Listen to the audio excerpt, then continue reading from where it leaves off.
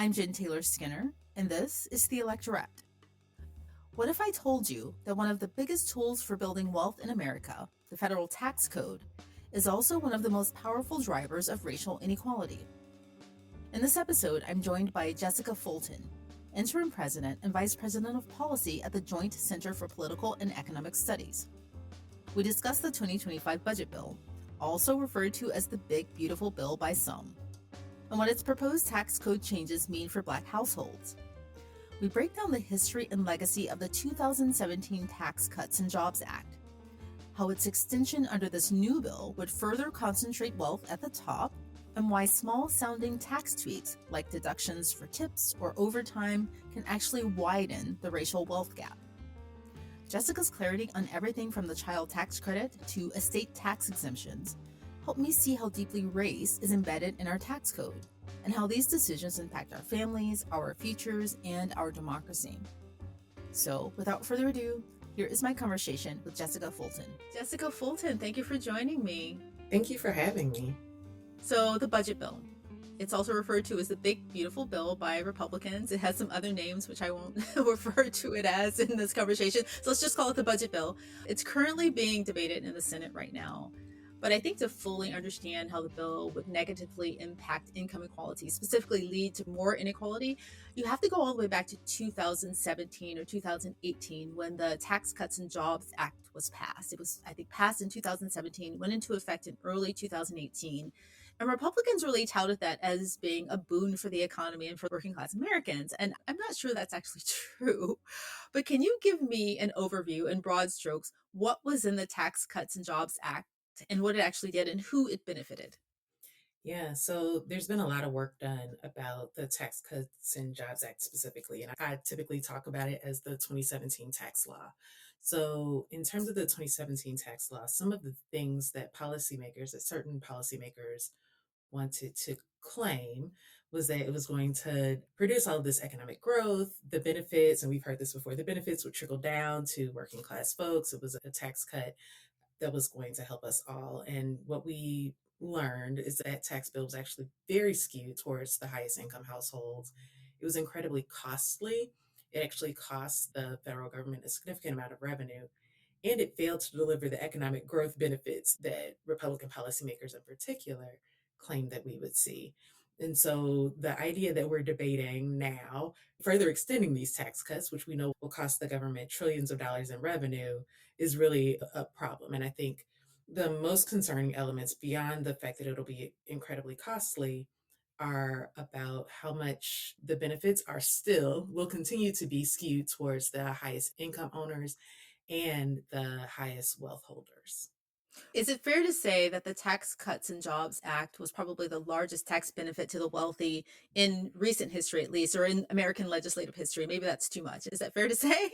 I think it's fair to say that it provided significant benefits to the highest income households at the expense of the revenues that our government needs to support the programs that we all care about. Things like making sure that we can afford to provide benefits to our poorest working families through SNAP and Medicaid, for example.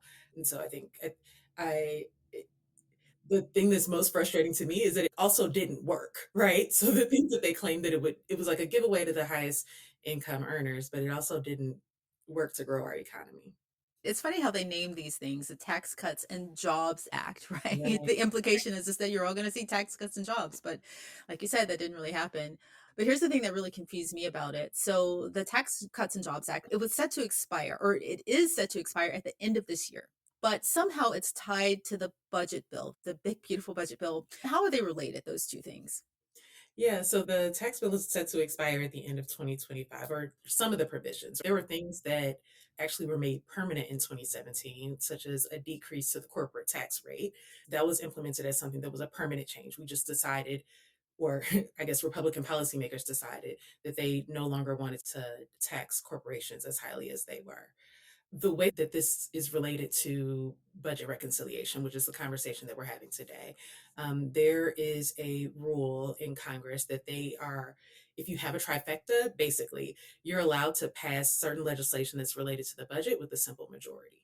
And so what they're doing is using budget reconciliation to enact these policies that are specifically related to the budget, which are tax policies and some of the spending cuts, so that they're able to pass these laws with a simple majority, so over 50% in the House and in the Senate.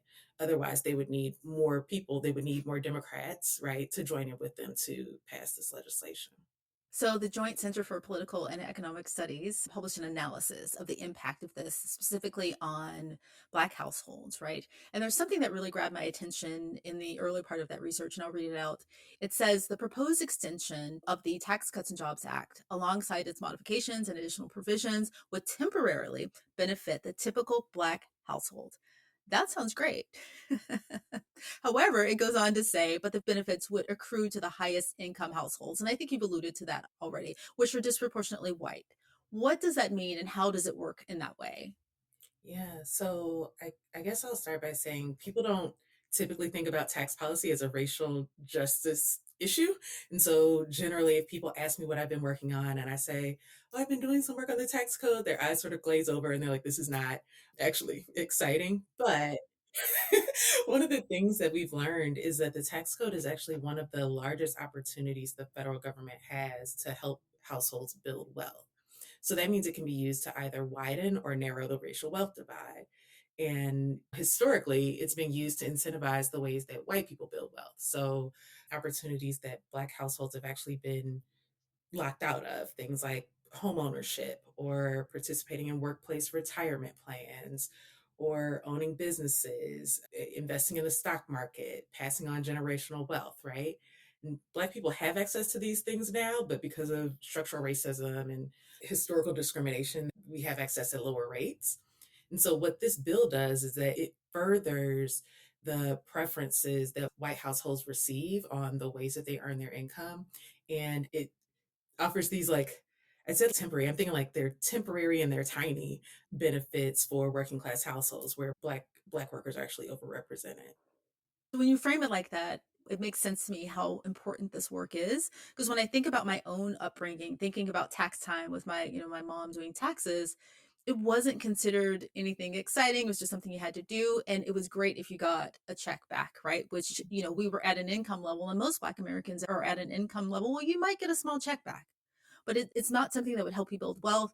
And it wasn't until I was older and had a lens into the way other people live, aka white people live, that I saw that this was something that was bigger for them, that they used for other things other than just getting a little money back in the mail at the middle of the year to, buy school clothes for next year, right? It's bigger for them. So I just want to say that. But when I heard that, the thing that I just read from the report, it reminded me of those stimulus checks that were signed by Trump during the pandemic, during his first administration. It felt good at the time to a lot of people, right? And undoubtedly it was good. People needed money then and they got the checks and it helped them buy food and helped them pay for childcare and things like that. But it did nothing to help close the generational wealth gaps, build any sustainable wealth. It didn't close, those equality gaps. And this sounds really similar to that in that way. And often conservatives will pass legislation that have this veneer of equality, right? Like the stimulus checks, but they don't have any long-term gain for Black families specifically. Is that a fair assessment? Yeah, I think that's exactly right. I would say the other piece of this is that the bill is very intentional in that it makes permanent extensions for the kinds of policies that benefit the highest wealth households. So, one example, this bill increases the amount of wealth that is exempt from taxation under the estate tax rules. So it increases that amount to $15 million for a single person, $30 million for people filing jointly, right? What that's saying, because it's a little bit wonky, a little bit Okay, confusing. this is fine. Yeah. What right? So what that means is that if I am, let's pretend that I'm a very, very, very wealthy person, right? Okay. I want to pass on $25 million. Like me and my partner want to pass on $25 million to our child. We're able to do that without a tax implication, right? The way that they have structured this law is that they're increasing the cap. So they increased it in the 2017 tax law. They're further increasing it now. That means that there's at the top end, at the very top end of wealth holders, they're able to pass on even more of their wealth without any tax implications. We know that the ability to pass on generational wealth is part of the reason why the racial wealth divide is so vast, right? Households have been able to kind of game the system and hoard their wealth within their families over the history of this country. And so, all this particular policy does is make that worse for the highest level of wealth holders in this nation. I mean, who am I to say how much wealth your kid needs to have that they didn't earn tax free? I'm not certain, but I'm very certain that it's not $15 million, right? To help me unpack that, because you're, like you said, it's a bit wonky, but you made it sound very clear. So the more wealth you're passing on, the less you're taxed on that, right? Is that how it works? Or If my mom passed down her house, or if my parents passed down their house to me, they're not taxed on that, right? Their house is worth, I don't know, a couple $100,000 or something like that. We don't tax things like that. Under current law, let's say my parents wanted to pass on $15 million, they would get taxed on that today. What this bill does is that if my parents wanted to pass on $15 million next year, if this law passed, they wouldn't be taxed on that. They would be able to pass that amount on to me without any kind of tax implications. and if you earned $15 million, typically you would expect to be taxed on that. You would expect that, right? But they're saying that, well, you can just pass it on and you can just get that money for free. And that has no benefits to the rest of the constituency who should benefit from tax income. Exactly. And that's a big problem with the tax code, right? We privilege people who earn their money through investments. They have to pay less in taxes than a typical worker. If you remember when Warren Buffett would talk about how he had to pay less in taxes than his secretary might in terms of a percentage of his income. That's because we prioritize people who earn their incomes through investments and things like that. Right. I do want to dig in some of the details here. I want to start with the child tax credit, because there's a proposal here to expand that. And I remember very clearly during the Biden administration, I think it was a part of the Inflation Reduction Act, where there was an expansion of the child tax credit. Is that correct? I think it happened under the IRA. It happened under the American Rescue Plan. Oh, the American Rescue Plan. Sorry. So under the American Rescue Plan, there was an expansion of the child tax credit, and it was good. I mean, the result was that we had the lowest child poverty rate than we'd seen, I think, in American history. So it was undoubtedly a good thing. Republicans let that expire, and child poverty rates went up again. And I want to know how this is different, or is there a difference at all? Yeah, there's a significant difference. So just to add on to your explanation, back in 2021, we increased the child tax credit significantly, actually. Families were able to get $3,600 per kid under age 6 and $3,000 per kid for kids age 7 to 18. The benefits were able to go to families regardless of how little they earned, right? So the poorest families got the support they needed. And that's actually the part that allowed child poverty to decrease so significantly, right? Because we helped the families who were most in need. The other thing that that law did that was pretty interesting is that it allowed families to collect some of the benefits in terms of a monthly payment for 6 months, which really got people the money when they needed it rather than waiting for tax time, like we discussed, to get a small refund. This bill, or the House Republican version of the bill, expands the child tax credit slightly to $2,500 per kid, but it keeps in place the earnings requirement for the policy, which means that you can't actually claim the credit if you earn below certain thresholds. And so about half of all Black children, for example, right now can't qualify to get the credit because their parents earn too little to receive it. And so it's almost like we're penalizing children because their parents have circumstances beyond the child's control, but oftentimes maybe even beyond the parents' control. For Black households in particular, you think about Black workers face significant discrimination in the labor market. They have higher rates of unemployment. They face significant pay gaps.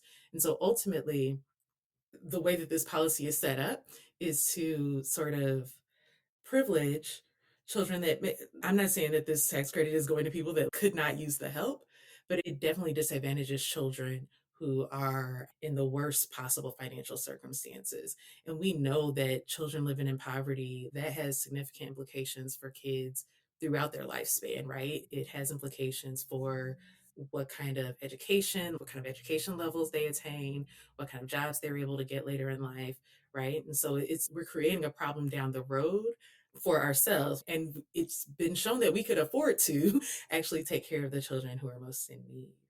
The other piece, and I think this is a particularly frustrating part of this policy, and this is something that we see throughout a lot of the working class portions of the legislation, is that it requires that not only the child has a social security number enabled for their parents to claim the credit, but the parents need to have a social security number. So the child could be a citizen, and if their parents are undocumented, they will not receive the credit.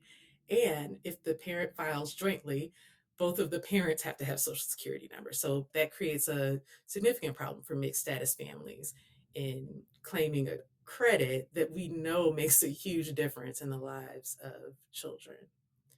So that sounds like it was intentionally added to disadvantage, first of all, disadvantage the poorest children, which is a huge difference between the child tax credit that was passed under the Biden administration in comparison to this one. So it disadvantaged the poorest children. So if your income is too low, which doesn't really make sense to me. And then also, there seems to be a deliberate effort to exclude immigrant families or undocumented families or children who are, the children of undocumented parents. Are there any other scenarios where a family or the parents wouldn't have a social security number aside from that? Who else does this disadvantage? I think it's primarily undocumented Mhm. families. It is not that you are not a citizen or one parent is not a citizen, right? Mhm. If you're in a household where two people are married and one does not have a social security number, you also don't get the credit, which seems a little bit Oh, right. right. So it's not just about. I mean, either way, I think American kids should be able to benefit from this. And so it's really difficult for me to give a reasoning why they would design it this way beyond just being very cruel, right? Right. Um, there's another piece of this, and I can actually give an example.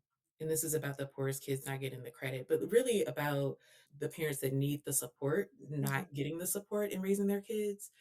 If you are, for example, in a dual income household and you earn $395,000 and you have two kids, Yeah. you will get the full credit for both of your kids.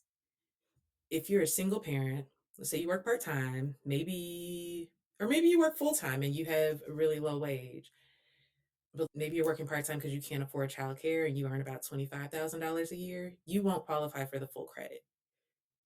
That means Right. that the parents who are struggling the most, so it's about the kids, but it's also about the parents who are struggling the most that will get the support that they need. Right.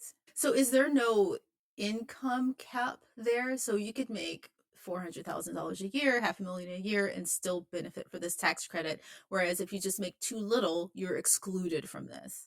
There is an income cap, it's just pretty high. That's why you can be in Okay. a household making $400,000 and still receive the credit. Wow. Well, I'm glad you unpacked that for me because on the surface, if you read the bill without digging into it, you'll see child tax credits. Is this not something that Democrats wanted too? But it does the exact opposite of the original tax credit that was passed under the Biden administration. So I'm so glad that we unpacked that because it's really important to see beyond that surface language. Exactly. And there's also, to go to the other end of the spectrum, there's a temporary tax decrease for aging Americans.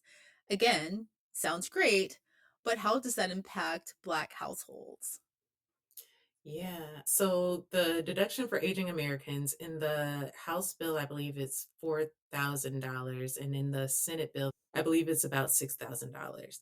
Tax deductions for seniors are tricky because a lot of aging folks earn a significant portion of their income from Social Security. And the way that the federal government taxes Social Security is just a little bit too wonky for me to get into here. But it's likely that the deduction will provide some benefits for the typical Black household that is over 60. There is a possibility. It may be a very limited benefit, right? I don't expect that people will really notice the difference in their taxes, but it's something that folks are still kind of working on analysis to try to calculate what it will look like.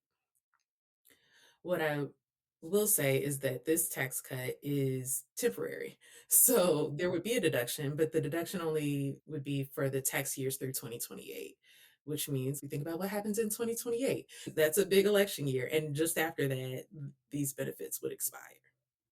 Which seems very deliberate in timing, right? Yeah. Then there's also something I want to ask you about the temporary tax decrease for tipped workers. Again, that sounds great. This was a part of the presidential debate in 2024. And please help me unpack this because, again, on the surface, that sounds great, but there's some really tricky small print in there that I think would ultimately hurt Black workers in service industries. So what's in that? Yeah, so this is another one of those tiny temporary benefits that ends in 2028. And you're right, it does look good on the surface. And when you really dig into what the data says about tipped workers, you realize that this could further perpetuate racial income inequality. The first big takeaway is that many workers that own tips don't actually earn enough to pay federal income tax, right? So we're already starting with a smaller subset of workers when we think about who's going to be affected. And then Black workers are actually underrepresented among tipped workers, which means that relative to the percentage of Black workers in the labor market, the percentage that Black workers make up in the labor market, they actually make up a smaller percentage of tipped workers. And then there's this piece that I actually found quite a bit of research that shows that Black workers are more likely to receive less in tips than white workers. And so if you're creating a deduction that's based on something where a Black worker and a white worker work in the same place, but the Black worker is likely to get less in tips, that means that the Black worker is also likely to be able to deduct less in tips, which means that the tax benefits to this will disproportionately go towards white workers. And I think it's kind of like we're taking something that we already know is inequitable and then we're baking it into the tax code so that it creates further inequity on the end of the workers who are kind of more disadvantaged than a lot of workers in this country. I think the other piece of that is I think we have to think about workers in comparable jobs who may still not be earning enough to keep up with the cost of living. And this doesn't provide any benefits for workers who still don't earn enough to do what they need to do. So not only are Black workers underrepresented in tip service positions, but when they are, they receive fewer tips, right? So would it benefit anyone, any tipped worker? I guess it would, but only through to 2028. Yeah, it would benefit tipped workers who earn enough to pay federal taxes and who are able to deduct the tips that they have from their wages. It would provide some small tax benefits. I think one of the challenges with thinking about and talking about these issues is that it is true that it would do something. It would not make a significant impact. And there are a number of other ways that we could improve wages for our lowest income workers. I think probably chief among them increasing the minimum wage for both tip workers and regular workers working minimum wage jobs. They could make a significant impact on the amount of money they're able to take home in their paychecks every couple weeks and increasing the child tax credit and making it fully refundable so workers are able to bring in some extra income at tax time, increasing the earned income tax credit to make sure that people who work jobs have some additional kinds of benefits that go across different industries, right? There's no real reason why we should single out tipped workers as the only segment of low income workers that gets a tax benefit. So That makes sense. Is just the first suggestion you offered, which was to raise the minimum wage. I mean, I worked as a server in Outback when mhm, I was in college, and I know from experience that you earn less in tips, and that's just baked into our culture, yeah, right? There's nothing I can do about that, right? It's, what it is. Just by virtue of being a Black woman, I would earn less in tips. And so if you mhm, give me a benefit on something that I'm at the set not advantaged in, then how am I supposed to benefit from this? exactly. Um, to play devil's advocate, I know that Kamala Harris proposed something similar on the campaign trail, not having taxes on tips. And we have no idea what the policy would have looked like once it were to be implemented, what the details would be. Do you know if there is any difference in the proposals that Democrats in the past have put forward? And is there any good way to eliminate taxes on tips? The way that I would approach it if I were making a decision about what this law should look like is that I would think about what the end goal is. If the end goal is to make sure that low income workers have more money in their pockets, I'm focusing on ways to make sure that low income workers have more money in their pockets. I do not think that trying to single out a particular type of worker in the tax code is the right way to approach it. And so I know that a number of Democrats have and so former Vice President Harris is one. I believe the former chair of the CBC, Congressman Stephen Horsford, had a proposal himself because he represented Las Vegas, which is a big hospitality industry. I understand why this idea is popular.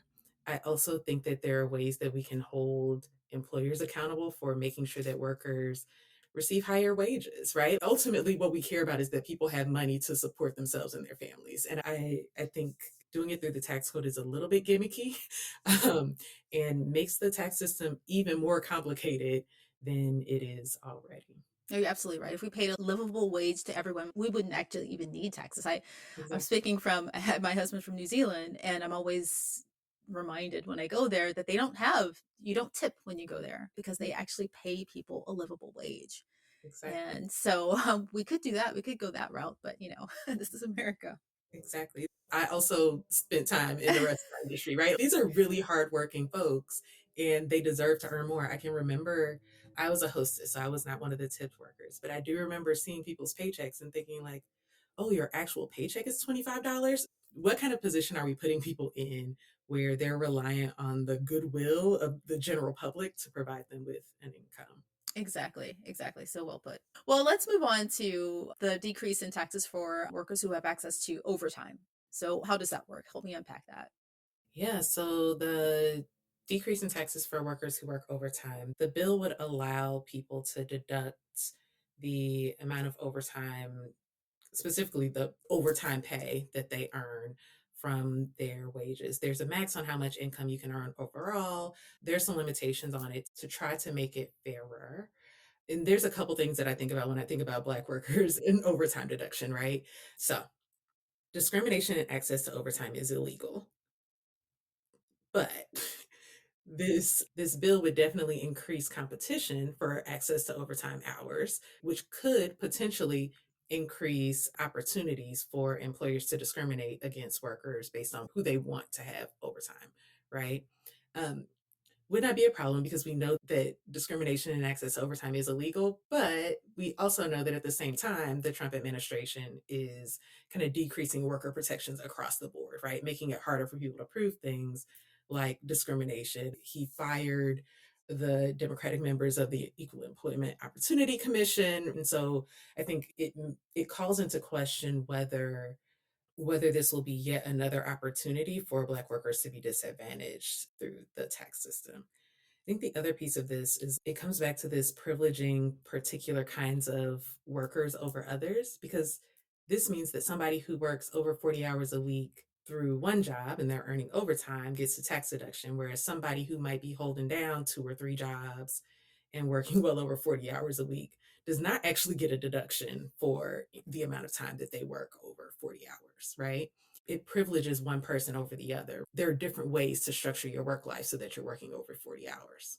This may be a question that you may or may not be able to answer, but when I take all of this language together, I'm not really certain what the purpose is, right? When you look at it collectively, because we know that conservatives, Republicans, they don't really care that much about passing policy that benefits the working class. Now, if you look at these on the surface, again, they will benefit some people, but they will just disadvantage other people, right? Mhm.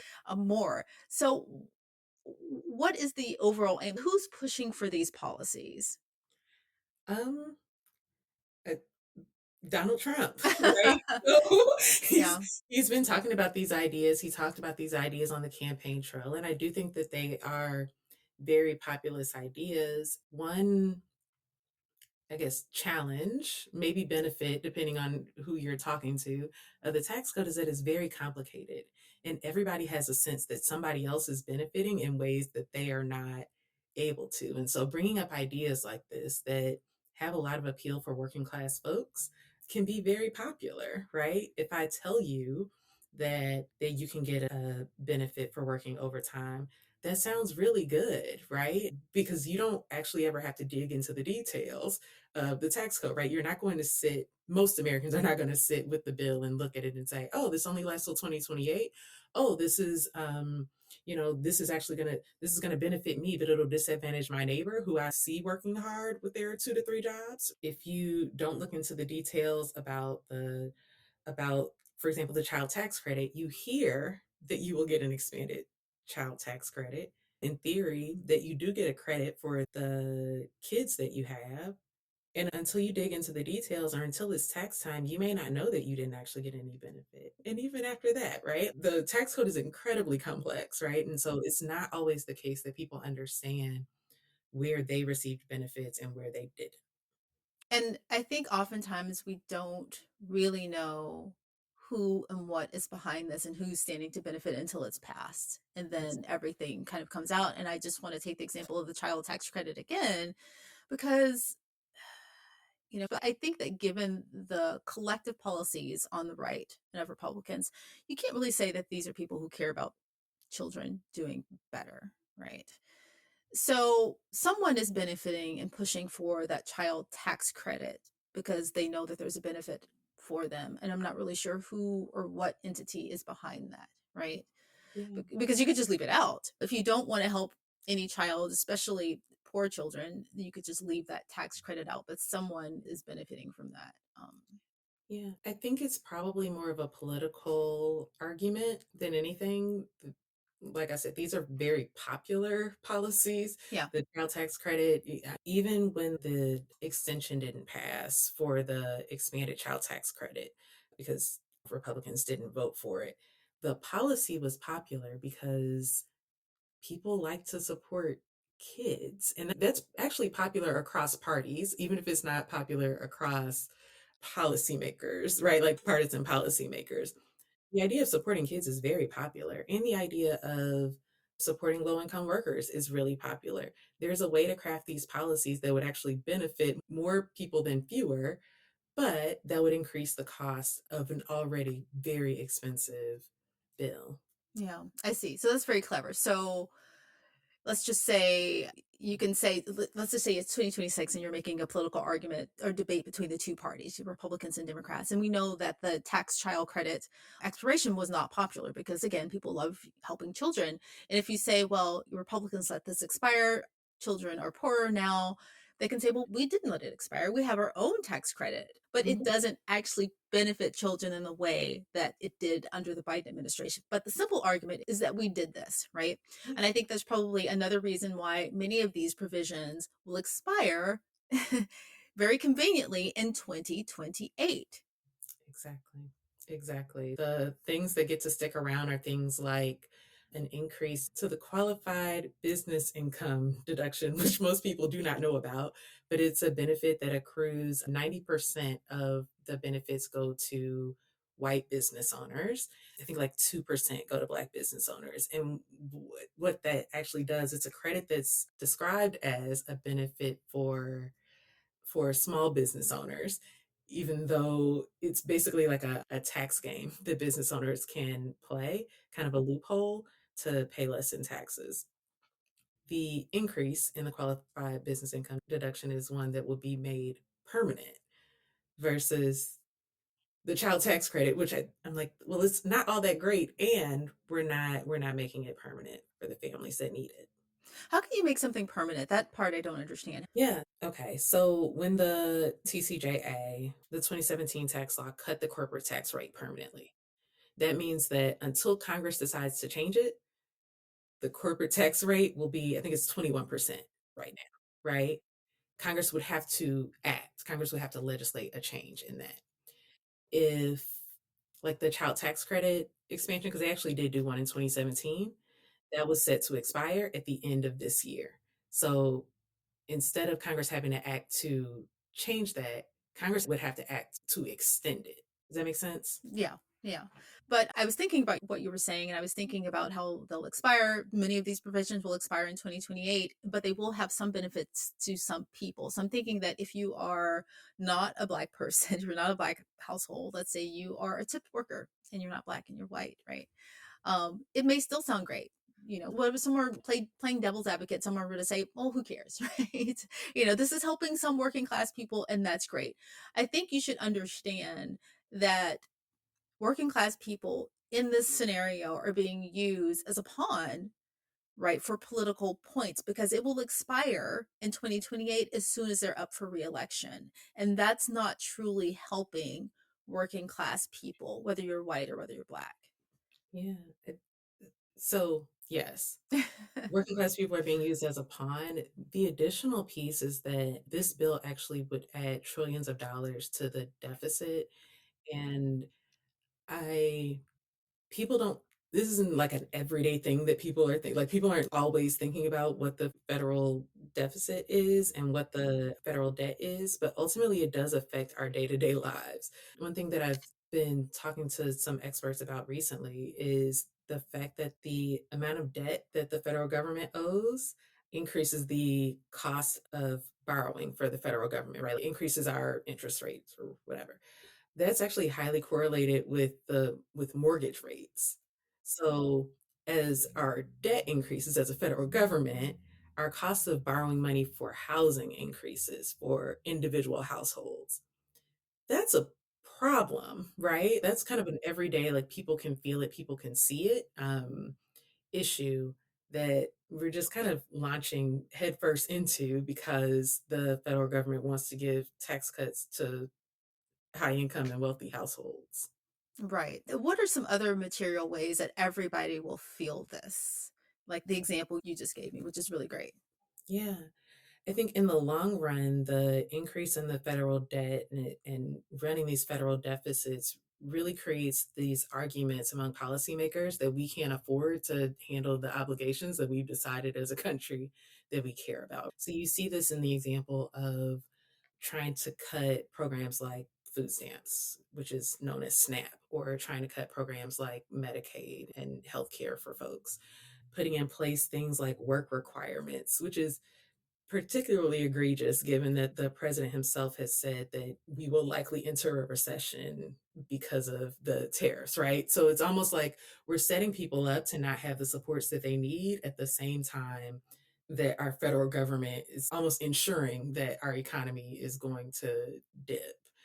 But the argument will be that we can't afford to take care of people because we have this debt that we need to pay off. And so I think of it as creating a problem so that we can talk about a solution, which was the thing that people wanted anyway, which is cutting benefits for the least well off folks in our country. So all the money that we're giving away to the wealthiest people could be used in all these other keeping children out of poverty, right? Yeah, yeah, Healthcare, all these other things, helping people buy their first homes. Do you want to talk about tariffs? Because I know that there's provision here related to tariffs, and I know that that also disproportionately affects Black entrepreneurs, right? yeah. I think the challenge with the tariffs is I know you've been talking about this recently, but the tariff policies are just incredibly chaotic and it's really difficult to keep up with how they are affecting the typical American consumers. But we do know that prices have gone up. I think one thing that we talk about in the paper, because one of my colleagues asked me this question, and I said, actually, no, there is no benefit. Um, is that in theory, right? In theory, tariff policy is supposed to boost American businesses. It's supposed to benefit people who are manufacturing things here in the United States. So let's say that that is the case. Let's suspend our disbelief about whether or not that will happen. Let's say that is the case. Will it benefit Black business owners? Well, likely not, right? Because the president has also dismantled the Minority Business Development Agency, which is tasked with helping Black businesses compete in the marketplace. Um, will it benefit Black workers? Probably not, because there are companies that have said that if they did bring manufacturing back to the United States, they actually wouldn't hire workers, right? They would try to automate their workforce because they think the cost of hiring workers in the US is just too high for many of our industries, right? We're primarily a service economy. Probably the thing that we need to do if we care about Black workers, if we care about opportunities to support Black businesses, or strengthen the kinds of supports that have been shown to grow Black owned businesses, and also invest in our children, invest in our education systems. There's one provision in the bill that is decreasing Pell Grants for students. So it's almost like we're taking many of the things that we know are evidence based and proven to support people and their families, and we're deciding instead to have giveaways for wealthy households. You know, again, as somebody, again, in college, I waited tables, but I also had Pell Grants. I just don't understand why you would do that. I mean, they've been around for so long, they've helped so many people, so many kids, and I just don't understand why you would do that. I guess my biggest takeaway from this conversation is that oftentimes things are peddled and sold to Black communities to earn their vote. And it's really unfortunate that so many of these details are hidden in the fine print. And I wish there were a way that we could disseminate this information easily for people to grasp and understand what their lawmakers are doing that's not on their behalf up in DC. And I'm not really sure if that's possible. A big part of the challenge, and I think this is intentional, is that the tax code is really opaque. It's something that not a lot of people want to understand, right? Because they sort of think about it one time a year and then don't think about it again until tax time rolls around again. But the reality is that there are a lot of both opportunities and really big challenges in how the tax code works across race. I think if you've spent any time, or if you get a chance to, I think you should spend some time reading Dorothy Brown's The Whiteness of Wealth. She really does a lot of work to lay out why does the tax code look so differently for people who might even be neighbors, right? Based on race, based on the ways that they bring in income, based on the deductions that they qualify for. So I think it is a big challenge, but I would be really excited for more and more people to get into this conversation because I think we all deserve to be talking about this. We are all paying taxes. So, What's the book again? The Whiteness of Wealth by Dorothy Brown. Okay, I will definitely pick that up. But thank you, Jessica, because you opened my eyes here because I hadn't actually thought about the tax code and the way we see it and we use it differently in terms of race. And just this short conversation with you, I thought about it in my own family, my own upbringing, and what I've seen as a grown up, as an adult, and how other people use it. Because you can't know what you don't see, what you don't grow up around. So just thank you for that. And thank you for taking the time to talk to me today. And thank you for all of your work. Thank you for having me.